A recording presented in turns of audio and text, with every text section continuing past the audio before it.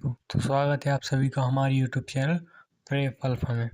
जैसा कि आप सभी को पता है कि हमारी टॉप 50 हिस्ट्री क्वेश्चन चल रही है, जिसमें हमारी एक क्लास हो चुकी है और यह दूसरी क्लास है।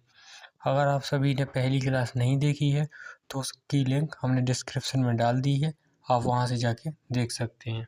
तो इसी के साथ आज की सेशन हम यहीं शुरू करते हैं। तो हम आज का पहला क्वेश्चन देखते हैं। निम्नलिखित में से किसने ब्रिटिश शिक्षा की अत्यधिक पश्चिमी होने तथा भारतीय वास्तविकताओं से अलग होने के कारण कड़ी आलोचना की थी? तो वह है रविन्द्रनाथ टैगोर।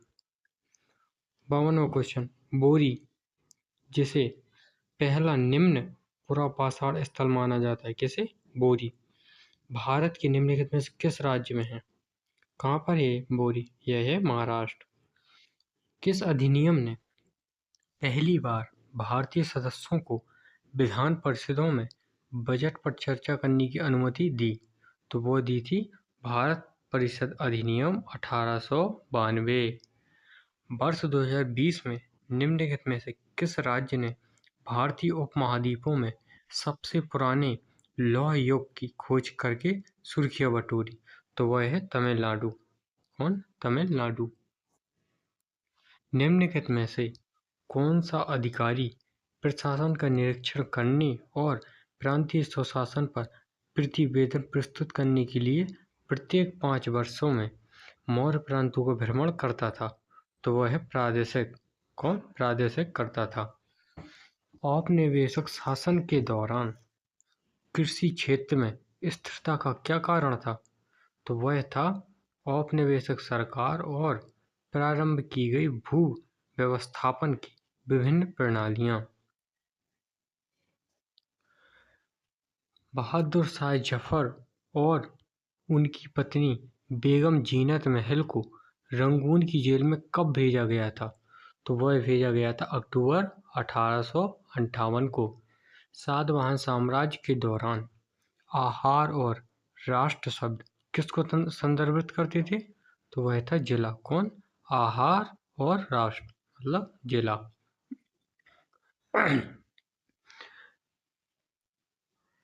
निम्नलिखित में से कौन सा मुंडा विद्रोह के दौरान बिरसा मुंडा द्वारा मुंडा आदिवासी समुदाय द्वारा सुझाया गया सुधार नहीं था? तो वह था, कौन कौन से थे?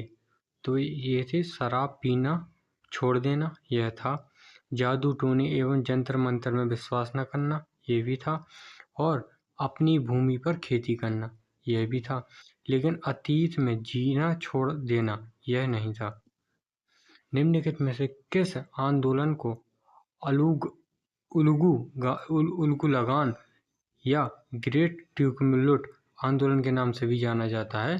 तो उसको जाना जाता है मुंडा विद्रोह को। भारत में ब्रिटिश काल के दौरान किस कानून ने अंतरजातीय और अंतरधार्मिक विवाह की अनुमति दी थी? तो वह 1872 का अधिनियम। कौन सा? 1872 का अधिनियम। ये इम्पोर्टेंट सा क्वेश्चन है। भारत में ब्रिटिश काल के दौरान किस कानून ने अंतरजातीय और अंतरधार्मिक विवाह की अनुमति दी थी? तो 1872 का अधिनियम। निम्नलिखित में से किसने British India steam navigation company को चुनौती देने के उद्देश्य से दक्षिणी तमिलनाडु के एक तटीय शहर तुत्तिकोरन से स्वदेशी स्टीम नेविगेशन कंपनी को प्रचारित किया, उसके लिए धन जुटाया और उसका संचालन किया?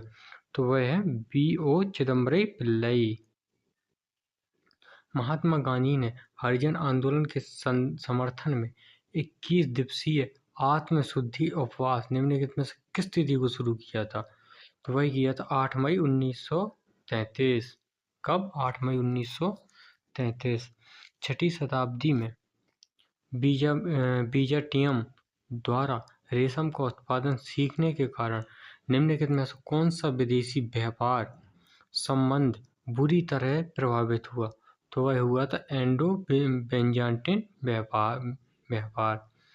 औपनिवेशिक काल के दौरान डैश में आसफ जाही राजवंश की स्थापना हुई थी? तो वह हुई थी हैदराबाद में। कब औपनिवेशिक काल के दौरान हैदराबाद में आसफ जाही राजवंश की स्थापना हुई थी। कहाँ हुई थी? हैदराबाद में। अंग्रेजों द्वारा उनके राज्य के प्रशासन को हथिया लेने के विरोध में रामगढ़ की रानी अवंतीबाई लोधी ने निम्नलिखित में से किस क्षेत्र में 4000 सैनिकों की सेना का गठन किया और नेतृत्व किया था? तो वह था मध्य प्रदेश और मंडला क्षेत्र। मध्य प्रदेश और मंडला क्षेत्र। आंदोलन और बहिष्कार के अलावा ब्रिटिश नीतियों का विरोध करने के लिए चरमपंथियों का तरीका क्या था? तो वह था शांतिपूर्ण प्रतिरोध। सिंधु घाटी सभ्यता के दौरान छोटे शहरों में कीमती धातुओं और अर्धकीमती पत्थरों से बने आभूषणों की उपस्थिति इस तर्क का समर्थन करती है कि वहां प्रबल सामाजिक स्थिरीकरण था। 69 क्वेश्चन देखते हैं। पाल एवं प्रतिहार साम्राज्य में एक प्रांत भुक्ति के गवर्नर को क्या कहा जाता था? तो वो कहा जाता उपरिका। क्या? उपरिका। विभाजन के बाद हुए दंगों को शांत करने के लिए भारतीय प्रधानमंत्री जवाहरलाल नेहरू और पाकिस्तान के प्रधानमंत्री कौन? लियाकत अली खान के बीच दिल्ली समझौते पर हस्ताक्षर किए थे। सीधा वह ये पूछ रहा है कि दिल्ली समझौते पर हस्ताक्षर किन किन ने किए थे? तो पंडित जवाहरलाल नेहरू जो हमारे भारत के प्रधानमंत्री थे और पाकिस्तान के प्रधानमंत्री थे लियाकत अली खान। निम्नलिखित में से किस वर्ष एडवर्ड प्रिंस ऑफ वेल्स ने अपने पिता किंग जॉर्ज पंचम की ओर से प्रथम विश्व युद्ध के दौरान निभाई गई महत्वपूर्ण भूमिका के लिए राष्ट्र को धन्यवाद देने के लिए भारत का दौरा किया था? तो वह था 1921 में। प्रथम विश्व युद्ध 1900 के समय 1921। निम्नलिखित में से कौन सा विषय 1919 के भारत सरकार अधिनियम के तहत हस्तांतरित विषयों का भाग नहीं था? तो वह था पुलिस। दिल्ली सल्तनत के दौरान भारत आए मोरक्को के यात्री इब्न बतूता के अनुसार डाक प्रणाली की वह पद्धति जिसमें शाही घोड़ों को उपयोग पैकेजों को स्थानांतरित करने के लिए किया जाता था उसे क्या कहा जाता था? उलूक। क्या कहा जाता? उलूक। किस आंदोलन ने महात्मा गांधी के अखिल भारतीय राजनीति में प्रवेश को चिन्हित किया? तो वह था खिलाफत और असहयोग आंदोलन। दोबारा क्वेश्चन देखते हैं।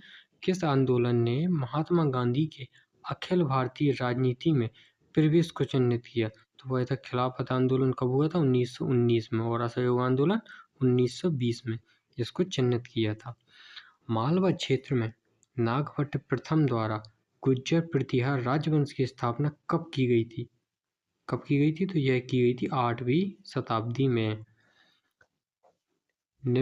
ऋग्वेद में उल्लेखित गोमत क्या? गोमत शब्द निम्नलिखित में से किसे संदर्भित करता है? तो वह करता है धनी व्यक्ति को। गोमत में धनी व्यक्ति। निम्नलिखित में से किसका नाम फयाजी आंदोलन से संबंधित है? किससे? फयाजी आंदोलन से संबंधित है। तो वह है हाजी शरीयतुल्लाह। हाजी शरीयतुल्लाह। सूक्ष्म पाषाण जो छोटे पत्थर के औजार होते हैं जिन्हें सामान्यतः हड्डियों या लकड़ियों के हत्थों पर चिपकाकर आरी और दरांती जैसे औजार बनाए जाते थे, ये अधिकांशतः किस युग में पाए जाते थे? तो वह पाए जाते थे मध्य पाषाण युग में। निम्नलिखित में से किस वर्ष भारतीय विश्वविद्यालयों पर कठोर नियंत्रण हेतु भारतीय विश्वविद्यालय अधिनियम लागू किया गया था? कब किया गया था? जो 1904 में। मौर्य काल के दौरान शासन और प्रशासन का आधार बनने वाले ग्रंथ अर्थशास्त्र में नागरिकों की निम्नलिखित में से किस समस्या पर चर्चा की गई थी? तो वह समस्या थी सामाजिक और आर्थिक समस्याएं। पल्लव प्रशासन में स्थानीय स्वशासी सभाओं द्वारा प्रत्यक्ष रूप से प्रबंधित सबसे लघु प्रशासनिक इकाई कौन सी थी? तो वह थी उर। क्या?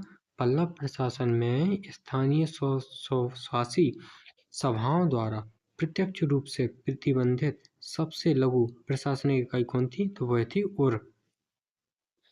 1498 में भारत की अपनी पहली सफल समुद्र यात्रा के दौरान वास्को डी गामा के जहाज को कालीकट तक किसने चलाया था? तो वो चलाया था अब्दुल माजिद ने।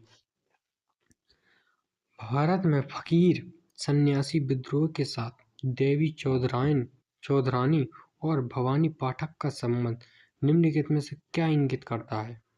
तो वह करता है इस विद्रोह में सभी धर्मों और लिंगों की भागीदारी थी, यह इंगित करता है।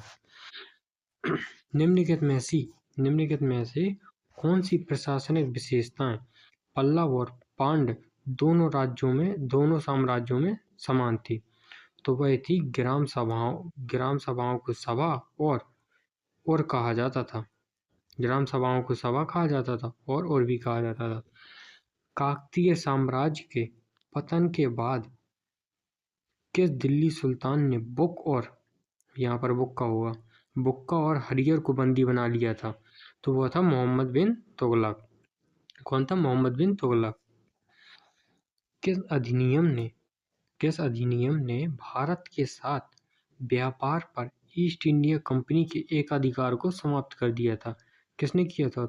1813 का चार्टर अधिनियम। कब? 1813 का चार्टर अधिनियम। निम्नलिखित में से किसे सिंधु सरस्वती सभ्यता में अत्यधिक केंद्रीकृत प्रशासन के साक्ष्य के रूप में उद्धृत किया जाता है? तो वो है मानकीकृत और माप और भार। वंदे भारत षड्यंत्र मामले में अरविंद घोष के विरुद्ध साक्ष्य देने से इनकार करने के कारण निम्नलिखित में से किसे गिरफ्तार कर जेल भेज दिया गया था? तो वह भेज दिया गया था बिपिन चंद्र पाल को। किसको? बिपिन चंद्र पाल को। हड़प्पा वासियों द्वारा कांस्य प्रतिमाएं बनाने के लिए निम्नलिखित में से किस तकनीक का उपयोग किया गया था? कौन सी तकनीक का उपयोग किया गया था? तो लुप्त मोम ढलाई। 5 ग्राम समितियां या बरियाम जैसे कि नीर निलाई बरियाम और निधि बरियाम निम्नलिखित में से किस राजवंश की एक अनूठी प्रशासनिक विशेषता थी? तो वही थी पांडव की। सन्यासी फकीर विद्रोह निम्नलिखित में से किस शताब्दी में उत्तरार्ध में शुरू हुआ था? तो वह हुआ था कब? 18वीं शताब्दी में। निम्नलिखित में से किस अधिनियम ने ईस्ट इंडिया कंपनी पर ब्रिटिश संसदीय नियंत्रण की शुरुआत की? तो वो कब की थी? 1773 रेगुलेटिंग एक्ट। निम्नलिखित में से किस अधिनियम ने ईस्ट इंडिया कंपनी पर ब्रिटिश संसदीय नियंत्रण की शुरुआत की? तो 1773 का रेगुलेटिंग एक्ट। फयाजी आंदोलन के कर मुक्त अभियान का मुख्य लक्ष्य क्या थे? तो वह थे नील उत्पादक और जमींदार। क्या थे? नील उत्पादक और जमींदार। औपनिवेशिक शासन के दौरान जन आंदोलन एवं भारत के स्वतंत्रता संग्राम के लिए गांधीवादी दर्शन में सत्याग्रह शब्द का मुख्य अर्थ क्या था? तो वह था सत्य बल। क्या था? Truth force. 1831 से 32 में किस जनजातीय विद्रोह का नेतृत्व बुधू भगत? किसने? बुधू भगत। और इसमें शोषक जमींदारों और ब्रिटिश अधिकारियों को लक्षित किया था? तो वह था कोल विद्रोह। कौन सा? कोल विद्रोह। 1831 से 32 में कोल विद्रोह। ब्रिटिश औपनिवेशिक शासन के दौरान भारत की कितनी % जनसंख्या अधिकांशतः गांव में रहती थी? कब? ब्रिटिश औपनिवेशिक शासन के दौरान। तो वो रहती थी लगभग 85%। कितनी? 85%। भारत में संवैधानिक विकास की दिशा में पहला कदम किस अधिनियम को माना जाता है? कब? भारत में संवैधानिक विकास की दिशा में पहला अधिनियम किसे माना जाता है? तो वो माना जाता है विनिमय अधिनियम 1773 को। विनियमन अधिनियम 1773। निम्नलिखित में से कौन सा पुरापाषाण काल के लोगों के एक स्थान से दूसरे स्थान पर जाने का कारण नहीं था? तो वह कौन नहीं था? फसलों की विफलता, यह कारण नहीं था। कौन कौन से कारण थे? तो वो थे संसाधनों का समापन, शिकारी जानवरों की आवाजाही और मौसमी परिवर्तन, यह कारण थे। और ये फसलों की विफलता कारण नहीं था।